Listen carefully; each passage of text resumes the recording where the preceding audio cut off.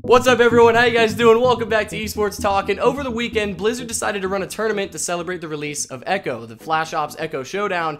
And in it, there was one rule that was a little different than usual.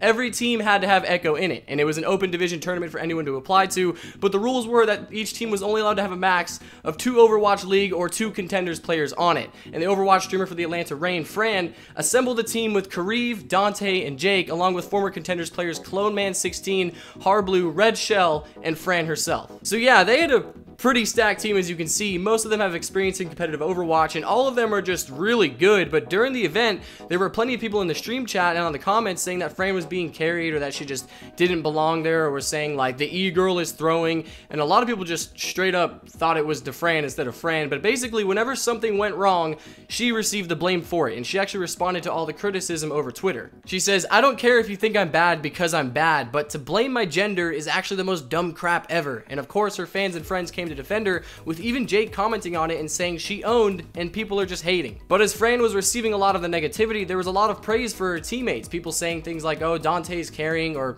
harbleu should be in the Overwatch League. And the team was not perfect, you know, they made their mistakes here and there, but it was rare to see a comment about how someone messed up other than Fran. You know, they would always point it out whenever she misplayed, and people were much more critical of her than her teammates, and that actually caused a reaction from Avast. He says he hadn't played Overwatch in 2 months after taking a year break before that, and he gets asked to play in the tournament and he gets carried, and people go out of their way to say that Fran is weighing down their team, and he had to ban an absurd amount of people yesterday because of it. But one thing that those negative viewers didn't realize is that Fran built the team. She's the one who scouted everyone out, and she's the one responsible for everyone competing in that tournament in the first place, which really adds insult to injury, even though she's being insulted in the first place. But she commented on that in a vast post, saying she created the team, did all the dirty work, won every match even with Redshell, took first place, and still got flamed for being a girl. To which Esports Overwatch writer Liz Richardson spoke out about, saying that the Plat Chat caster team got steamrolled and not a single person gave them crap for it. And Fran reminds us that they beat Hanbin, Sparky, Aid,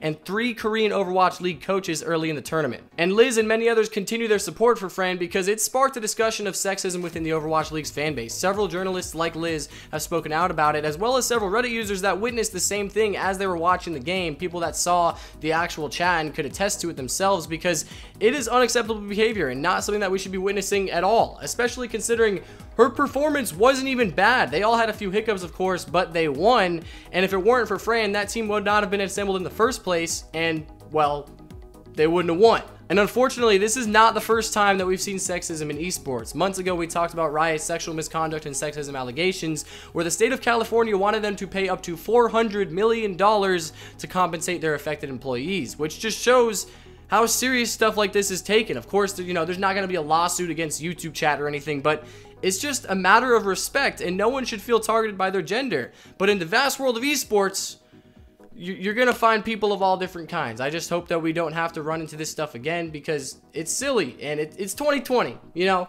It's 2020, that's all I got to say. But I hope you guys enjoyed. We've got more esports news coming to you guys on the way, so I'll see you guys soon. Bye-bye.